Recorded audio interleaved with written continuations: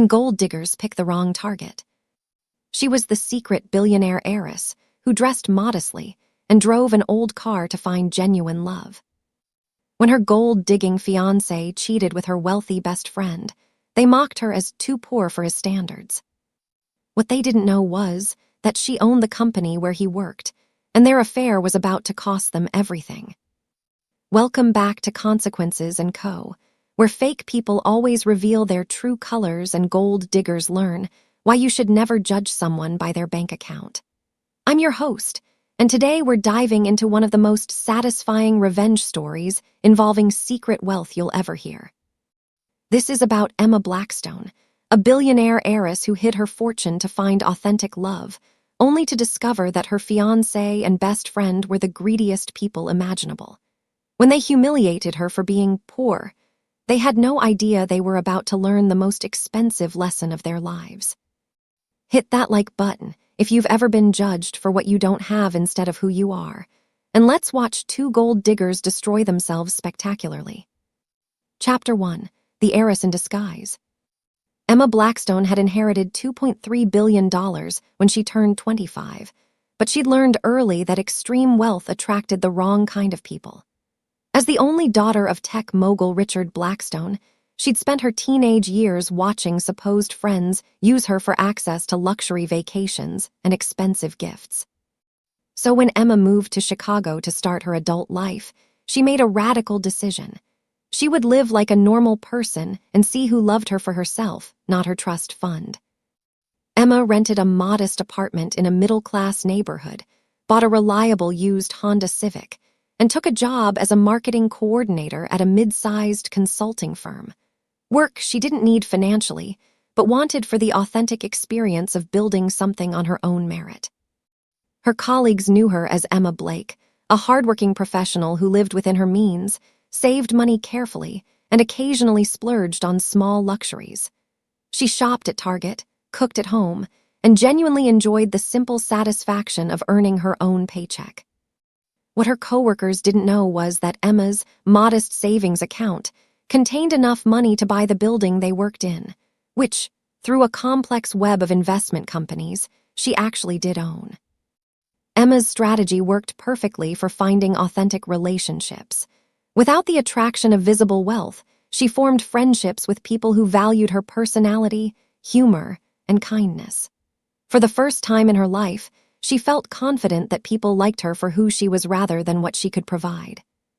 That's how she met David Chen, a charming account executive at her company who seemed to appreciate her intelligence and wit without any knowledge of her financial status. Their relationship developed naturally over coffee meetings that became dinner dates, then weekend adventures exploring Chicago on a budget that Emma secretly found refreshing. David appeared to be everything Emma had hoped to find: ambitious, but not materialistic, successful enough to support himself, but not obsessed with status symbols. He seemed to love her for her personality and treated her with genuine affection and respect.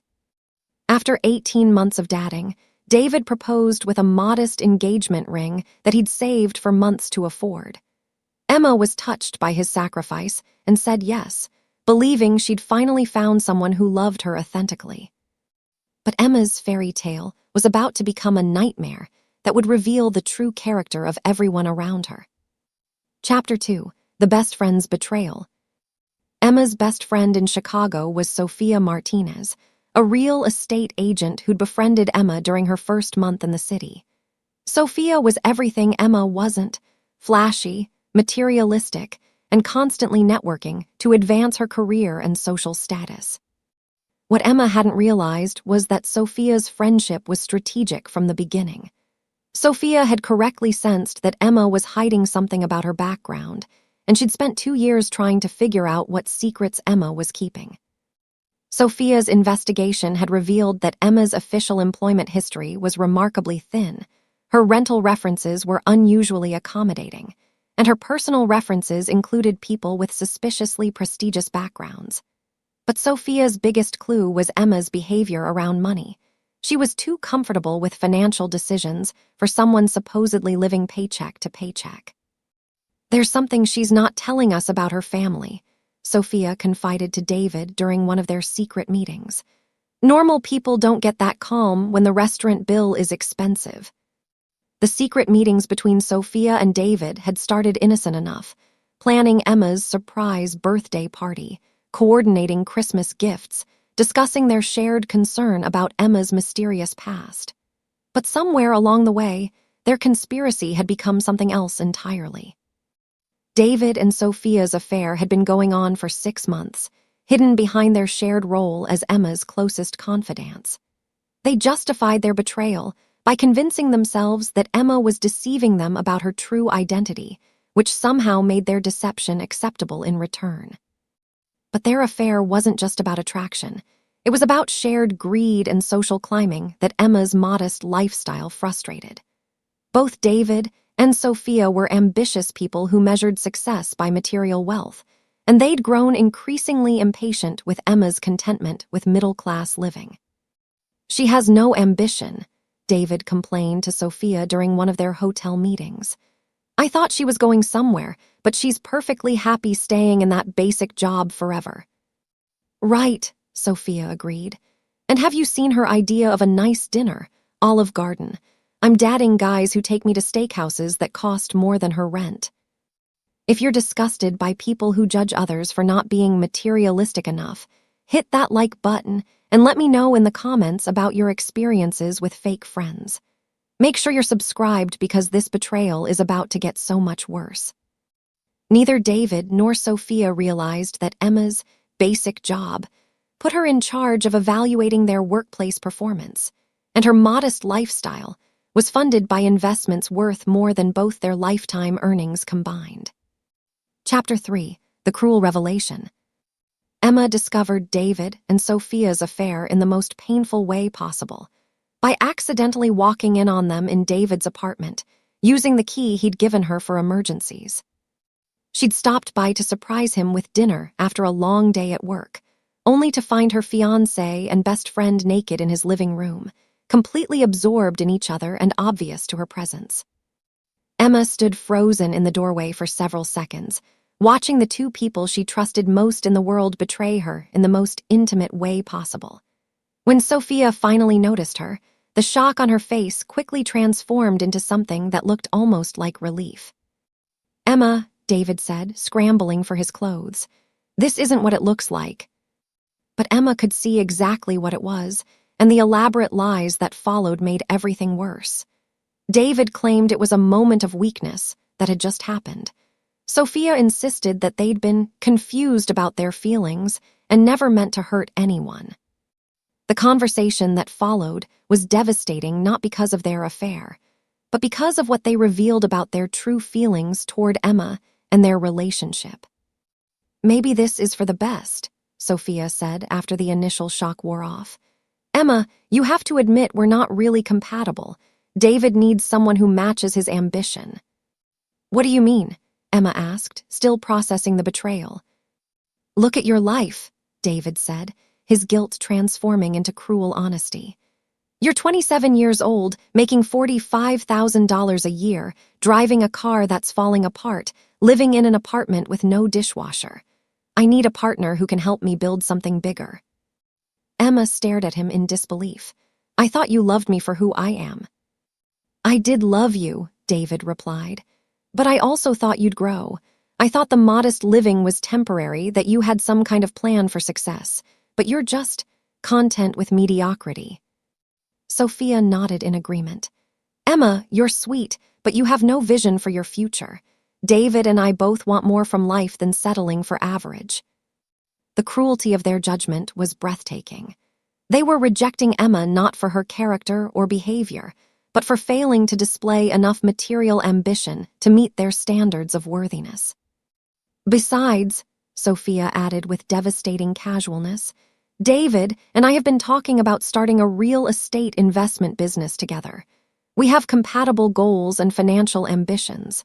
You just hold him back." Emma realized that their affair wasn't just about attraction. It was about shared greed and mutual opportunism that her modest lifestyle had disappointed.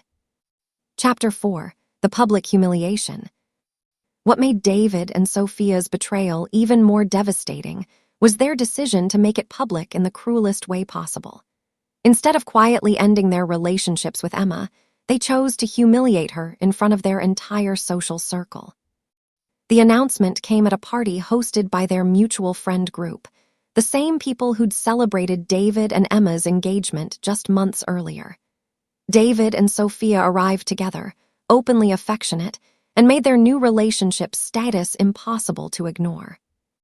"We know this might be awkward," Sophia announced to their stunned friends, "but David and I have realized we're much more compatible than we initially thought." Emma, who'd been invited to the party without knowing about their plan to go public, stood in shock as her former fiancé and best friend justified their betrayal to people who'd considered them all close friends. "Emma is a wonderful person," David said with patronizing kindness, "but we want different things from life. Sophia and I share the same ambitions and values." The implication was clear. Emma lacked the ambition and values that successful people required in their partners. The most humiliating part was watching their friends' reactions. Some seemed genuinely shocked and uncomfortable with the public betrayal, but others nodded in understanding, as if David and Sophia's explanation made perfect sense. "I always wondered if Emma was really right for David," one acquaintance commented. "She seems sweet, but she doesn't really fit with his career trajectory." Emma realized that multiple people in her social circle had been judging her for her modest lifestyle, finding her inadequate without her knowledge. The betrayal wasn't just personal, it was social, revealing how many people had been measuring her worth by her apparent financial status. But the cruelest moment came when David returned her engagement ring in front of everyone. "I think it's better if we both move on to find people who are better matches," he said, loud enough for everyone to hear. "No hard feelings, Emma. You'll find someone who appreciates the simple life you want." The condescension was devastating. Emma left the party in tears, convinced that everyone saw her as the pathetic woman who'd been dumped for being too poor and unambitious for her successful fiancé. What nobody at that party knew was that Emma's simple life was about to become very complicated for David and Sophia. Chapter 5. The investigation begins. Emma spent the weekend after the party crying, eating ice cream, and questioning everything she thought she knew about love and friendship. But by Monday morning, her sadness had transformed into something much more dangerous: cold, calculating fury. Emma's wealth came with certain advantages that David and Sophia had never considered. Her family's investment empire included private investigation services, elite legal firms, and extensive corporate intelligence networks. Emma's first call was to Marcus Webb, the head of security for Blackstone Industries, who'd been protecting the family's interests for over 15 years. "I need complete background investigations on David Chen and Sophia Martinez," Emma told Marcus during their confidential meeting.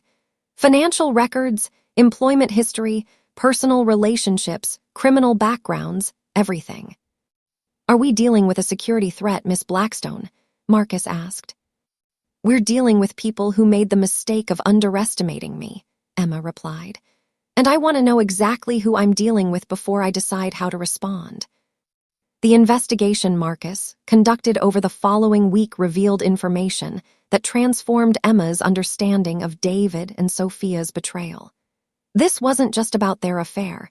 It was about systematic deception and opportunism that made their cruelty even more calculated.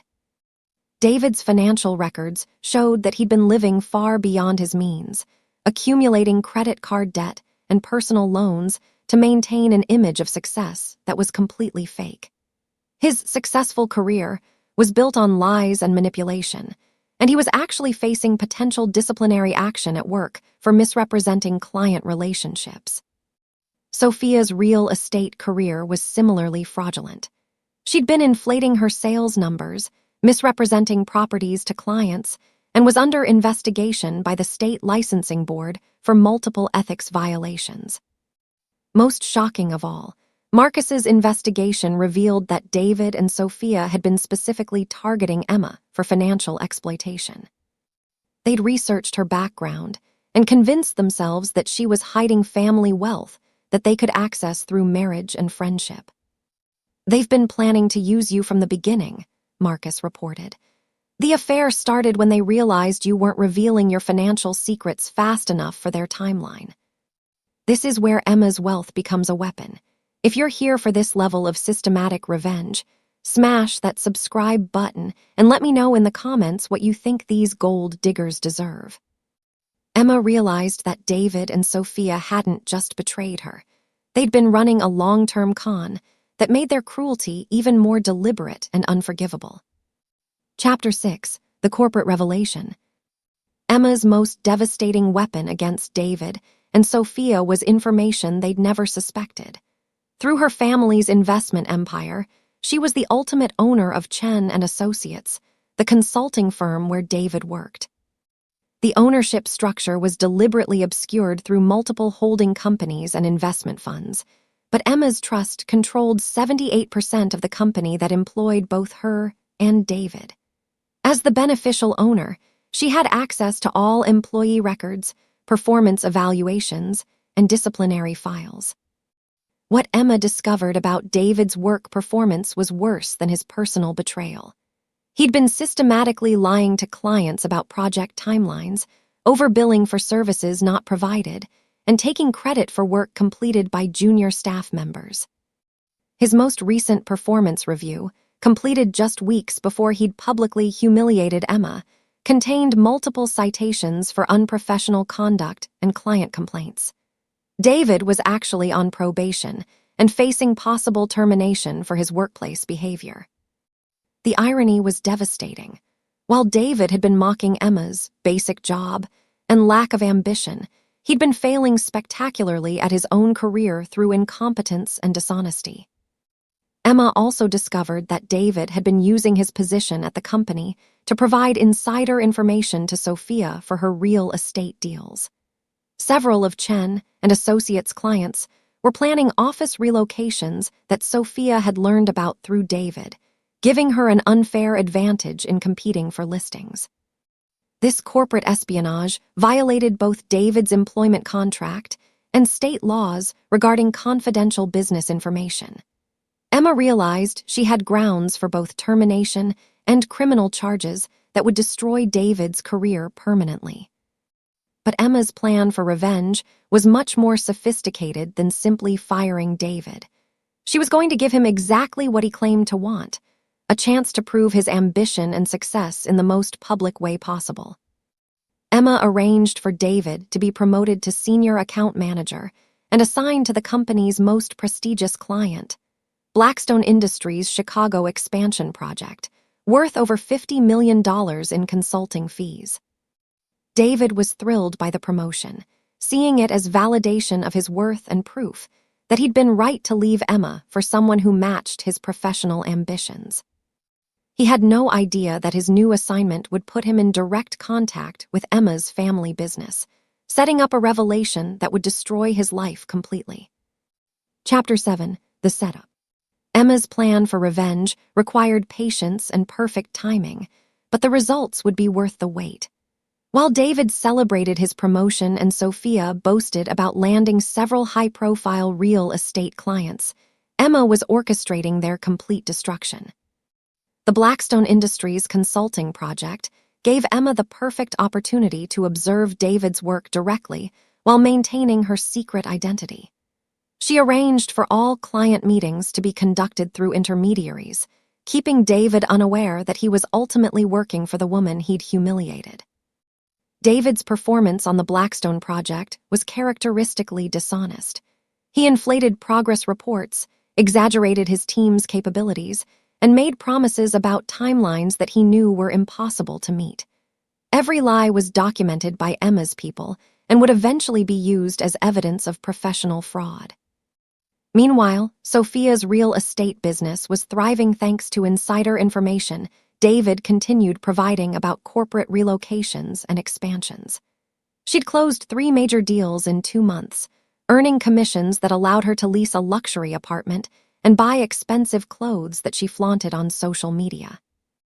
Both David and Sophia were living their dream lifestyle, funded by fraud and sustained by their belief that they'd successfully escaped their relationship with poor, unambitious Emma. Their social media posts were particularly cruel, featuring photos from expensive restaurants, luxury vacations, and high-end shopping trips with captions like, "Living our best life with someone who shares our values," and "So grateful to be with a real partner who understands success."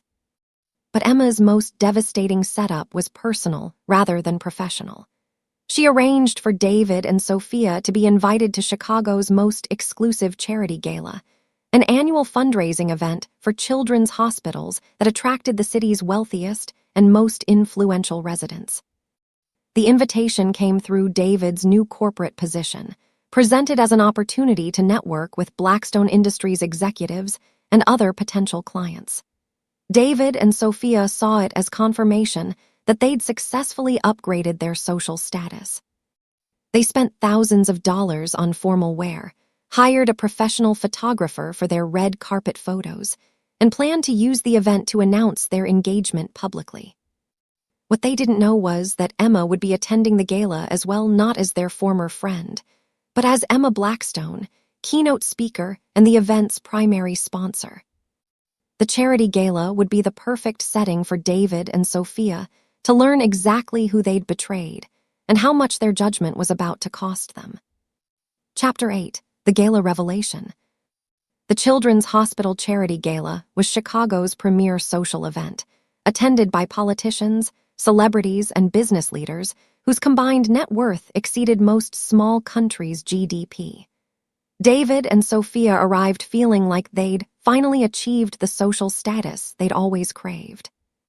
They networked aggressively, introducing themselves to wealthy attendees and positioning themselves as rising stars in Chicago's business community. David name-dropped his work with Blackstone Industries, while Sophia boasted about her real estate success with corporate clients. "We're so grateful to be here," Sophia told a prominent banker's wife. "David's consulting work has really opened doors for us socially." The evening's program began with dinner and silent auction items that included private jet trips, luxury vacations, and art pieces worth more than most people's annual salaries. David and Sophia bid aggressively on several items, desperate to demonstrate their newfound wealth and status. "Ladies and gentlemen," the event host announced as dinner concluded, "please welcome our keynote speaker and tonight's presenting sponsor, Miss Emma Blackstone, CEO of Blackstone Industries." David and Sophia looked up from their conversation as a familiar figure walked onto the stage in an elegant designer gown that probably cost more than their combined monthly rent. The woman approaching the podium was Emma Blake, their former friend and fiancé, except her name wasn't Blake, and she clearly wasn't the struggling marketing coordinator they'd known. "Good evening," Emma said into the microphone, her voice carrying clearly across the stunned audience. "Thank you for joining us for this important cause. As someone who's been blessed with significant resources, I believe we have a responsibility to support the children and families who need our help most." David's face had gone completely white. Sophia looked like she might faint. Around them, other gala attendees were applauding enthusiastically for one of Chicago's most prominent young philanthropists. Emma's speech was brilliant, focusing on the importance of using wealth responsibly and the dangers of judging people by their appearance or lifestyle choices. Every word was carefully chosen to emphasize values that David and Sophia had explicitly rejected. "I've learned that the most important relationships in life are with people who love you for who you are, not what you can provide them," Emma said, making eye contact with David and Sophia for the first time. "And conversely, the most dangerous people are those who measure others by their material success rather than their character." This is the moment when everything clicks. If you're here for this level of dramatic revelation, make sure you hit that subscribe button and let me know in the comments what you think should happen to these gold diggers next. The speech concluded with thunderous applause and a standing ovation. Emma had donated $5 million to the Children's Hospital and announced plans for a new wing that would bear her family's name. As she left the stage, Emma walked directly past David and Sophia's table without acknowledging them, but her message was clear. They judged and abandoned one of the wealthiest people in Chicago while convinced she was too poor for their standards. Chapter 9: The Complete Destruction. The revelation at the charity gala was just the beginning of David and Sophia's destruction. Within 48 hours, their carefully constructed world of lies and stolen success began collapsing with devastating speed. David arrived at work Monday morning to find security guards waiting at his desk with termination papers and instructions to remove his personal belongings immediately. The official reason was gross misconduct and violation of confidentiality agreements. But everyone in the office understood that he'd somehow crossed the company's most important client. "Your access to all company systems has been revoked," the security chief informed him. "HR will contact you regarding final paycheck and benefits termination." But David's firing was accompanied by something much worse. A comprehensive audit of his work on the Blackstone Industries project had revealed systematic fraud, overbilling, and false reporting that violated both his employment contract and state business regulations. Within a week, David was facing criminal charges for corporate fraud and theft of services. The evidence against him was overwhelming. Every lie he'd told, every false report he'd submitted, every dollar he'd fraudulently billed had been meticulously documented. Sophia's destruction was equally swift and thorough. The State Real Estate Licensing Board had received an anonymous complaint detailing her use of insider information obtained through David's corporate position. The complaint included dates, property addresses, and financial records that proved systematic violation of real estate ethics laws. Her real estate license was suspended pending investigation, effectively ending her career immediately. The luxury apartment lease she'd signed was based on income she could no longer earn, and the expensive purchases she'd made were financed through credit that depended on her now-destroyed earning capacity. But the social consequences were even more devastating than the professional ones. Word of their humiliation at the charity gala had spread through Chicago's social circles with lightning speed. The story of the gold diggers who dumped a billionaire heiress for being too poor became legendary among the city's elite. Former friends and colleagues distanced themselves from David and Sophia, unwilling to be associated with people who displayed such spectacular poor judgment and cruel character. Their social media posts celebrating their upgrade from Emma now looked pathetic and delusional. Most painful of all was the realization that everyone now knew the truth about their relationship, that it had been built on shared greed rather than genuine affection, and that they destroyed an innocent person's trust to pursue material gain they'd lost as quickly as they'd found it. Chapter 10: The Final Lesson. Before we see how this incredible story of hidden wealth and perfect revenge ends, make sure you hit that subscribe button for more tales where gold diggers learn why you should never judge people by appearances. 6 months after the charity gala that destroyed their lives, David Chen and Sophia Martinez were learning hard lessons about the cost of judging people by their wealth instead of their character. David had accepted a plea bargain on the fraud charges, resulting in 2 years probation and full restitution of the money he'd stolen through false billing. His career in consulting was permanently over, and he was working as a retail manager at a department store. Honest work, but a humbling come-down from his previous corporate position. Sophia had moved back in with her parents after losing her apartment and her real estate license. She was working as a receptionist at a medical office, earning a fraction of her previous income while facing ongoing legal proceedings related to her ethics violations. The relationship between David and Sophia had not survived the destruction of their shared ambitions. Without the excitement of stolen success and material advancement, they discovered they had nothing in common except mutual opportunism and cruelty. "You ruined everything," David had accused Sophia during one of their final arguments. "If you hadn't pushed me to dump Emma, none of this would have happened." "I didn't make you cheat," Sophia replied. "And I didn't make you commit fraud at work. You did that all by yourself." Meanwhile, Emma had returned to her authentic life with a deeper appreciation for genuine relationships and a clearer understanding of how to protect herself from people motivated by greed. She'd left her job at the consulting firm, no longer needing the cover story that had enabled her to live normally, and was now working full-time managing her family's philanthropic foundation. Her experience with David and Sophia had taught her valuable lessons about recognizing authentic people versus those motivated by material gain. Emma had also started dating again, but with better boundaries and clearer standards.